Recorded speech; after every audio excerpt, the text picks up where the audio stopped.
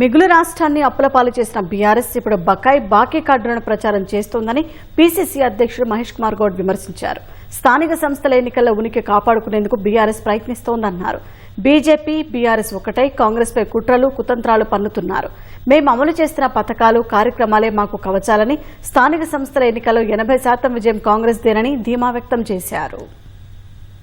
స్థానిక సంస్థల ఎన్నికల్లో మాకు డిపాజిట్లు కూడా రావు, కనీసం మా ఉనికి ఉంది అని చెప్పుకునే ప్రయత్నం చేయాలనే కార్యక్రమంలో భాగంగా ఇలా కాంగ్రెస్ పార్టీ మీద బీజేపీ బీఆర్ఎస్ పార్టీ ఒకటై కుట్రపూరితంగా లేనిపోని విమర్శలు చేస్తా ఉన్నారు. కొత్తగా ఏదో బకాయి కార్డులని, ఏంది ఆ బాకీ కార్డు, నవ్వుకుంటున్నారు జనం.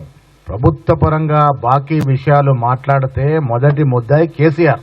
ఈ రాష్ట్రాన్ని బాకీ పాలు చేసినటువంటి ఘనుడు కేసీఆర్. మిగులు రాష్ట్రంగా పుట్టింది తెలంగాణ. అలాంటి తెలంగాణని ఇబ్బడి ముబ్బడిగా ఒక ఆలోచన లేకుండా శుద్ధి లేని సంసారం నడిపి ప్రభుత్వ పరంగా, కార్పొరేషన్ల పరంగా, సొసైటీల పరంగా ఎక్కడ అవకాశం ఉంటే అక్కడ బాకీలు తెచ్చి దాదాపు 8 లక్షల కోట్ల అప్పులో తెలంగాణని 8 లక్షల బాకీ రాష్ట్రంగా మార్చిన ఘనుడు కేసీఆర్, కేటీఆర్. ఇలా వాళ్ళు బాకీల గురించి మాట్లాడుతూ ఉన్నారు.